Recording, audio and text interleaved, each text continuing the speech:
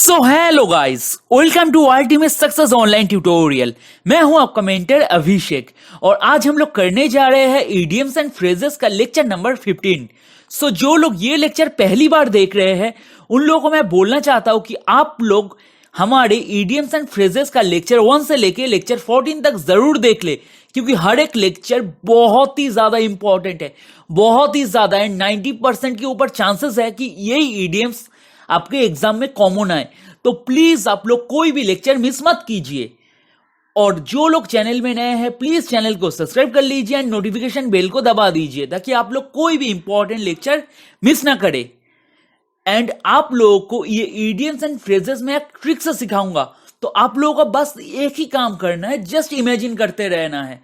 मैं आपको गारंटी देके बोलता हूं, आपको एक भी इडियम्स रट्टा मारने की जरूरत नहीं पड़ेगा, बस आप लोग मेरे साथ इमेजिन करते रहना। तो चलिए शुरू करते हैं आज का लेक्चर। सो गाइस, आज का हमारा पहला एग्जाम्पल है पेंडोरास बॉक्स। क्या है पेंडोरास बॉक्स? इसका मतलब क्या होता है? Something that creates a lot of new problems that you did not expect. कुछ ऐसा चीज जो आपके जिंदगी में बहुत सारा प्रॉब्लम खड़ा कर देगा जो आप कभी सोचे भी नहीं थे। इसको कैसे याद रखना है? तो इसके पीछे कहानी है। किसका कहानी है? ज़्यूस का कहानी है। तो कहानी को अच्छी तरह से सुनना। एंड पेंडोरा कौन है? पेंडोरास बॉक्स आपको लग रहा है क्या कोई बंदी है या बंदा है? पेंडोरास उसका बॉक्स है। तो पेंडोरा एक लड़की है, ज़्यूस का बेटी है, ठीक है? ज़्यूस का बेटी है पेंडोरा, ठीक है? मैं पूरा कहानी नहीं बोल रहा हूं, हल्के से कहानी को बोल रहा हूं ताकि आपको याद रखे। तो ज़्यूस का बेटी है पेंडोरा और ज़्यूस का भाई था एथिमेसियस। उसके साथ ज़्यूस ने अपनी बेटी का शादी कराता है और एक बॉक्स देता है, और वो बॉक्स देने से पहले बोल देता है कि ये बॉक्स तुम लोग कभी मत खोलना। अगर आप ये बॉक्स खोलते हो तो इंसानों के लिए बहुत प्रॉब्लम जनरेट हो जाएगा, ठीक है?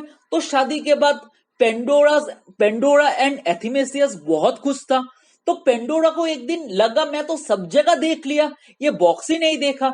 तो ये पेंडोरा जाके एथिमेसियस से उसका चाबी मांगता है, बट एथिमेसियस क्या करता है? उसको देने के लिए मना कर देता है, नहीं मैं नहीं दूंगा। ज़्यूस ने मना किया है, बट पेंडोरा के अंदर बहुत मन करता है यार क्या है इस बॉक्स के अंदर, मेरे को तो देखना है। तो एक दिन वो छुप के वो बॉक्स को खोल देता है। जब वो बॉक्स को खोलता है ना, पूरा इतना कीड़ा निकलता है धुएं की तरह, और बोलता है कि मैं इस दुनिया का पूरा बुराई हूं और इस दुनिया को मैं जितना भी इंसान है सबके अंदर लालसा लालच भर दूंगा। तो पेंडोरा को पता नहीं था, पेंडोरा को लगा नहीं था कि इस बॉक्स के अंदर इतना कुछ है। पेंडोरा सोचा था मेरे पापा ने जब दिया है अच्छा ही चीज दिया होगा। तो खोल के देखा, क्या बहुत सारा प्रॉब्लम जनरेट हो गया था जो पेंडोरा एक्सपेक्ट भी नहीं किया था। फिर पेंडोरा ने डर के हमारे बॉक्स को बंद कर दिया, बट वो जितना भी बुराई है वो तो फैल गया था। तो एथिमेसियस जब उसका रोना देखा तो पूछा क्या हुआ। तो पेंडोरा ने पूरा सिचुएशन को जब एक्सप्लेन किया तो बॉक्स के अंदर से फिर एक आवाज आया कि मेरे को निकालो। तो वो जो निकाला वो था होप। जो होप फिर से दुनिया में जाके सबके अंदर आशा भरने लग गया कि ठीक है बुराई सबके लाइफ में आता है, लालसा सबके लाइफ में आता है, बट तुम होप रखो ताकि आगे तुम्हारे साथ अच्छा होगा। तो ये स्टोरी था, मैं छोटा करके बोल दिया, बहुत ही बड़ा स्टोरी है ये। तो पेंडोरास बॉक्स से आपको मतलब क्या मिला? इन नटशेल आपको क्या समझ में आया कि पेंडोरा का जो बॉक्स था वो क्या था? पेंडोरा को लगा नहीं था कि इसके अंदर बहुत सारा प्रॉब्लम छुपा है। जब भी वो बॉक्स को खोला तो क्या हुआ, बहुत सारा नया प्रॉब्लम आ गया जो पेंडोरा ने सोचा भी नहीं था। जब पेंडोरा ने बॉक्स को खोला तो पेंडोरा को लगा नहीं था इसके अंदर प्रॉब्लम है। पेंडोरा क्या सोचा था, मेरे पापा ने दिया है तो बहुत अच्छा चीज होगा। जब खोला तो क्या देखा, बहुत सारा प्रॉब्लम नया जनरेट हो गया जो पेंडोरा ने सोचा भी नहीं था। तो पेंडोरा बॉक्स का मतलब क्या हो गया? पेंडोरास बॉक्स का मतलब क्या हो गया? Something that creates a lot of new problems that you didn't expect. ये पेंडोरास बॉक्स वाला सिचुएशन हम सबके लाइफ में होता है। तो आप लोग कमेंट करके बोलना किस किस के लाइफ में पेंडोरास बॉक्स वाला सिचुएशन हुआ है। तो चलिए नेक्स्ट देखते हैं। सो गाइस, आज का हमारा नेक्स्ट एग्जाम्पल है to rise like a phoenix. कोई मीनिंग मत देखना, सब खुद से सोचने की कोशिश करो। To rise like a phoenix, तो किसके तरह राइज करने बोल रहा है? फिनिक्स की तरह राइज करने बोल रहा है। तो फिनिक्स क्या होता है अब बोलिए मेरे को? फिनिक्स एक मैजिकल बर्ड होता है, एक मैजिकल पंछी होता है। फिनिक्स हम लोग कहां पे देखे हैं? हैरी पॉटर सीरीज में भी हम लोग देखे फिनिक्स क्या करता है, फिनिक्स कभी पूरी तरह से मरता नहीं है। फिनिक्स जब मर जाता है आग में जल के, फिर से वो जो एशेस रहता है उधर से जन्म ले लेता है। जब फिनिक्स आग में जल के मर जाता है, जो एशेस रहता है उससे फिर से फिनिक्स जन्म लेता है। मतलब क्या होना चाहिए इसका मतलब, with A new life, rebirth और री इनकारनेशन। मतलब जो पूरी तरह से कभी मरता नहीं है, जो मरने के साथ साथ ही नए जन्म ले लेता है, जो मरने के साथ ही नए जन्म ले लेता है, उसे बोला जाता है फिनिक्स। तो राइज लाइक ए फिनिक्स का मतलब क्या होगा, with A new life, rebirth, incarnation, जो फिर से जन्म ले रहा है, इसे बोला जाता है phoenix. To rise like a Phoenix.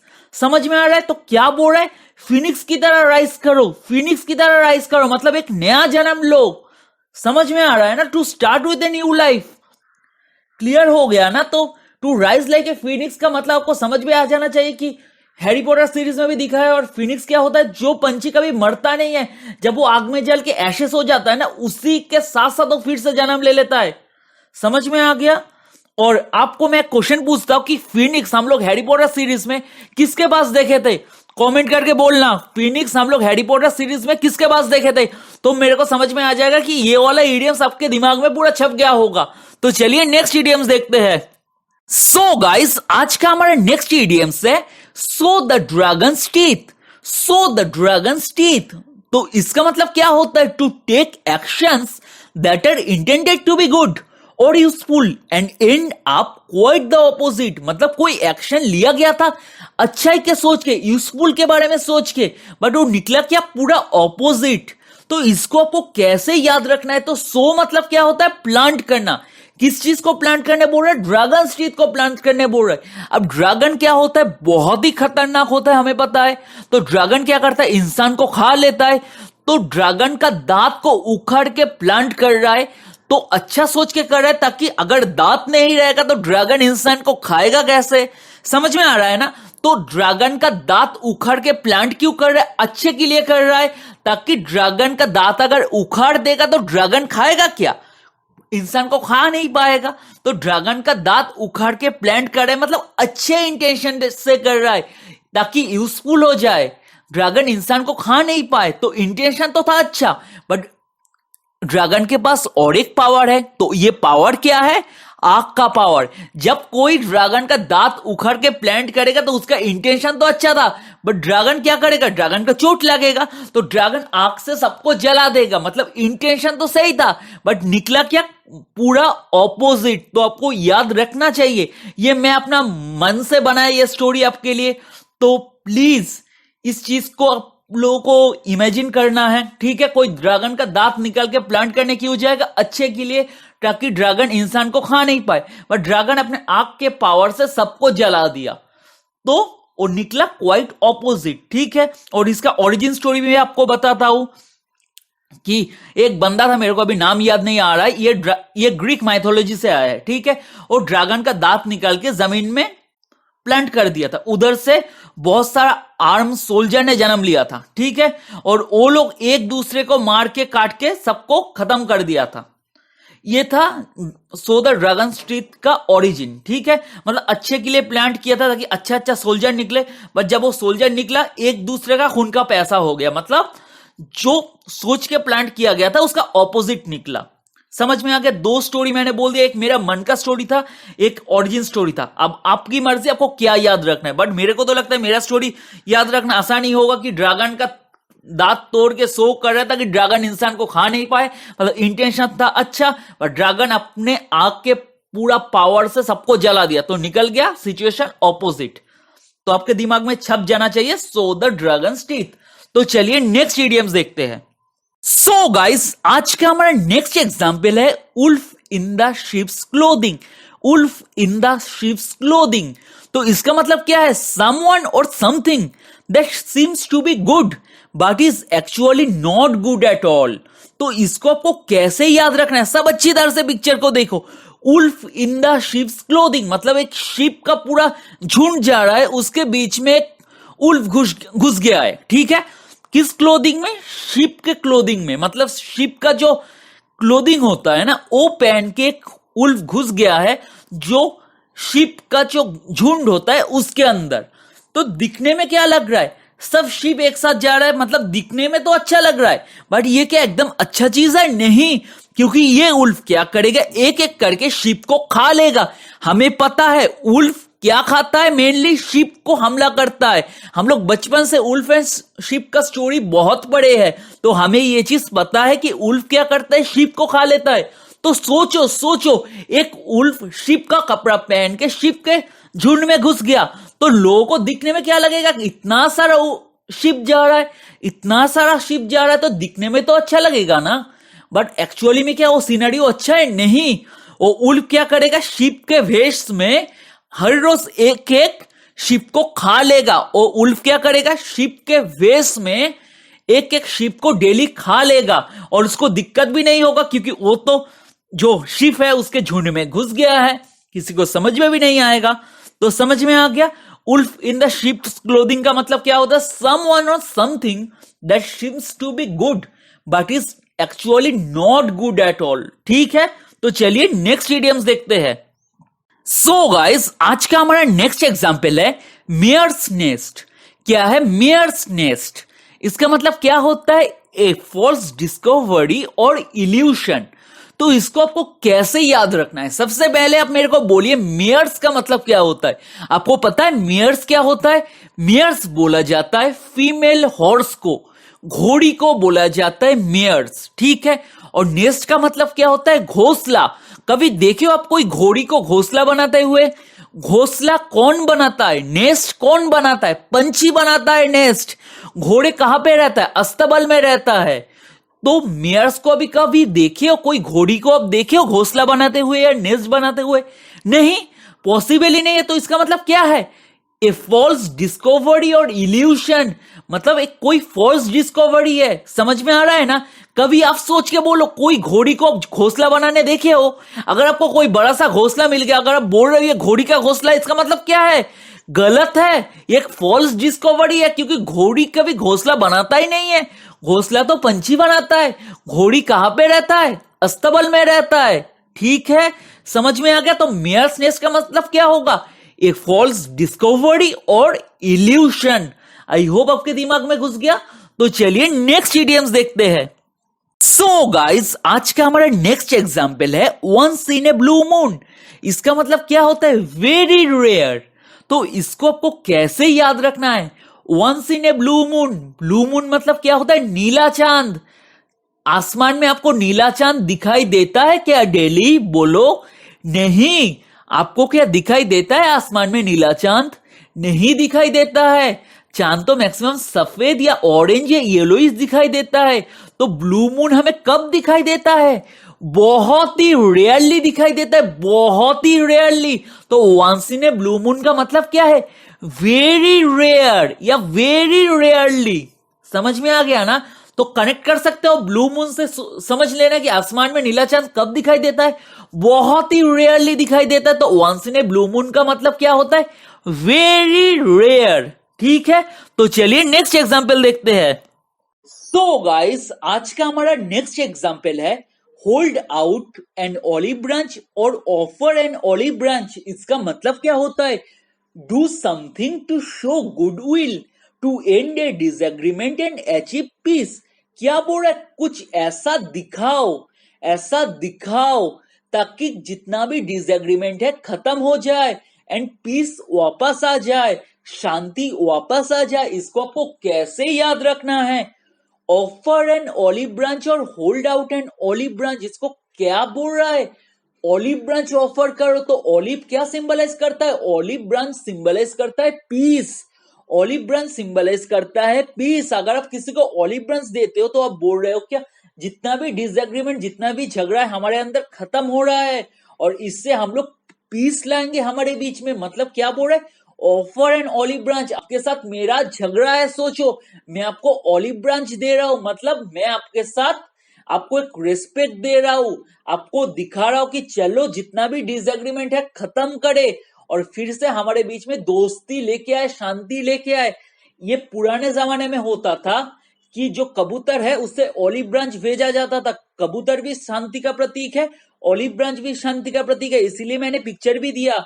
Olive branch भी शांति का प्रतीक है एंड कबूतर भी शांति का प्रतीक है। तो पहले के जमाने में एक कबूतर के साथ ऑलिव ब्रांच भेजा जाता था। अगर दो राज्य के बीच में झगड़ा हुआ रहता था ना, तो शांति वार्तालाप कैसे होता था, कबूतर से ऑलिव ब्रांच भेजा जाता था ताकि जितना भी डिसएग्रीमेंट है सब खत्म हो जाए एंड पीस, शांति वापस आ जाए। आई होप यह चीज आपको दिमाग में घुस गया। तो चलिए नेक्स्ट देखते हैं। सो गाइस, आज का हमारा नेक्स्ट एग्जाम्पल है ब्लू ब्लड। क्या है ब्लू ब्लड? इसका मतलब क्या होता है? नोबेल बर्थ और रॉयल बर्थ। तो इसको आपको कैसे याद रखना है, अच्छी तरह से सुनो एंड इमेजिन करो।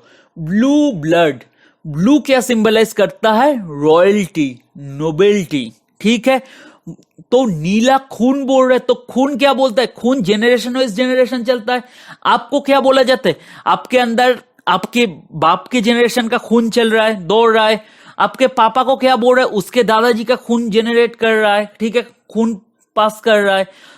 तो ब्लू ब्लड मतलब नीला खून दौड़ रहा है, मतलब जिनके बॉडी में नीला खून दौड़ रहा है। नील क्या सिंबलाइज करता है? Novelty, royalty. तो जिसके बॉडी में नीला खून दौड़ रहा है उसे क्या बोलेंगे? नोबेल बर्थ और रॉयल बर्थ। जैसे पिक्चर में मैंने दिया है क्वीन एलिजाबेथ का पिक्चर, तो क्वीन है कहाँ का? ब्रिटेन का, इंग्लैंड का, ठीक है। तो उसके अंदर जो खून है वो क्या है? Blue blood. तो क्वीन है तो उसने जहां पे जन्म लिया था उसके अंदर भी, मतलब ऐसे तो बड़ा बड़ी का ही रिश्ता होता है ना राजा में, राजा लोगों में, ब्रिटेन में। तो जहां पे क्वीन एलिजाबेथ ने जन्म लिया था तो उसके अंदर जो खून था वो क्या था? ब्लू ब्लड था, ठीक है। वो भी रॉयल फैमिली से ही बिलोंग करती थी, इसलिए तो दोनों के बीच में शादी हुआ था ना, इसलिए तो ये क्वीन बनी ना। तो समझ में आ रहा है ना? ब्लू ब्लड इसका मतलब क्या होता है? नोबेल बर्थ और रॉयल बर्थ, जिसके अंदर नोबेलिटी का खून दौड़ रहा है, जो बहुत ही रईस है। समझ में आ रहा है ना?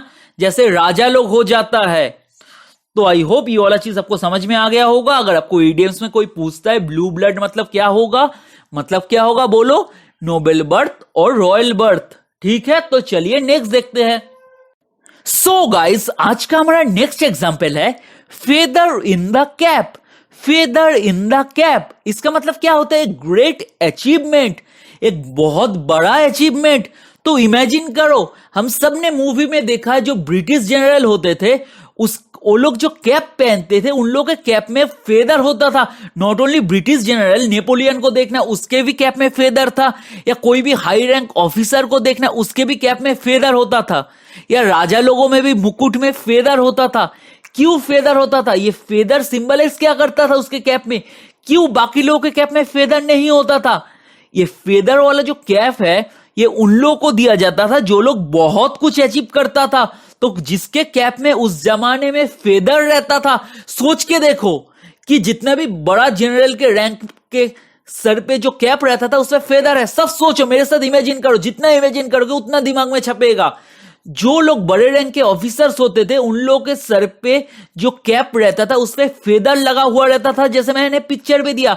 क्यों दिया रहता था? ये सिंबलाइज करता था कि उसने बहुत कुछ अचीव किया है। ये सिंबलाइज करता था कि उसने बहुत कुछ अचीव किया है। सिर्फ हायर रैंक ऑफिसर को ये फेदर वाला कैप दिया जाता था क्योंकि ये सिंबलाइज करता था कि बहुत बड़ा अचीवमेंट है। तो फेदर इन द कैप का मतलब क्या हो गया? A great achievement. I hope आपके दिमाग में छप गया होगा। मेरे साथ इमेजिन करते रहिए। तो चलिए नेक्स्ट एंड लास्ट इडियम्स देख लेते हैं। सो गाइस, आज का हमारा लास्ट एग्जाम्पल है बरी द हैचेट। बरी द हैचेट इसका मतलब क्या होता है? इसका मतलब होता है एंड ए क्वारल और कंफ्लिक्ट एंड बिकम फ्रेंडली। कोई झगड़ा एंड कंफ्लिक्ट को खत्म करो और दोस्त बन जाओ। तो बरी द हैचेट, इसको आपको कैसे याद रखना है? क्या बोल रहा है? हैचेट मतलब होता है एक्स। क्या बोल रहा है? एक्स को बड़ी कर दो, मतलब जमीन के अंदर गाड़ दो। क्या बोल रहा है? बरी द हैचेट। हैचेट मतलब होता है एक्स। क्या बोल रहा है? जो एक्स है इसको जमीन के अंदर गाड़ दो। तो एक्स से क्या होता है? एक्स से युद्ध होता था पहले के जमाने में। एक्स से युद्ध भी होता था, पेड़ भी काटता था। तो मैं बोल रहा हूं एक्स से युद्ध होता था। फोटो देखिए, पिक्चर देखिए जो मैंने दिया हूं। ये जो दो बंदा था, इन दोनों के बीच में झगड़ा था और दोनों एक्स लेके लड़ने आ जाता था। ठीक है, दोनों एक्स लेके, देखो दोनों के हाथ में एक्स है। तो एक दिन ये दोनों ठीक किया कि चलो झगड़े को बंद करते हैं। इमेजिन करो, दिमाग में ये मूवी चलना चाहिए। दोनों बंदा था, जिन दोनों के बीच में झगड़ा था, दोनों आते थे तो एक्स लेके लड़ाई करते थे। एक दिन वो दोनों बोले चलो हम लोग आज से दोस्त है और हम लोग इस एक्स को जमीन के अंदर गाड़ देते हैं, क्योंकि एक्स से क्या होता है, एक्स से काटना मारना, लोग मरते हैं। अगर किसी के ऊपर एक्स चला देगा तो मर जाएगा।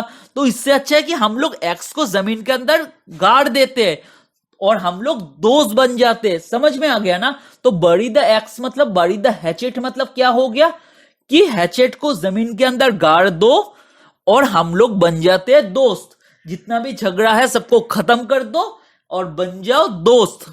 समझ में आ गया? तो बरी द हैचेट का मतलब क्या होता है, एंड ए क्वारल और कंफ्लिक्ट एंड बिकम फ्रेंडली। तो आई होप ये वाला इडियम सबके दिमाग में छप गया होगा। तो गाइस, आज का लेक्चर हम लोग इधर ही खत्म करते हैं। आई होप आपको ये लेक्चर बहुत ही अच्छा लगा होगा। अगर लेक्चर आपको अच्छा लगे तो प्लीज लाइक कीजिए, कमेंट करके बोलिए आपको लेक्चर कैसा लगा, एंड प्लीज शेयर कीजिए अपने दोस्तों के साथ, क्योंकि ये इडियम्स बहुत ही इंपॉर्टेंट इडियम्स है। और अगर आप मेरा इडियम्स पूरा करके जाते हैं तो 90% के ऊपर चांसेस है कि ये इडियम्स आपके एग्जाम में कॉमन आए। और जो लोग अभी तक चैनल को सब्सक्राइब नहीं किया है, प्लीज मैं उन लोगों को रिक्वेस्ट करता हूं, प्लीज चैनल को सब्सक्राइब कर दो एंड नोटिफिकेशन बेल को दबा दो। तो चलिए friends, bye, have a nice day.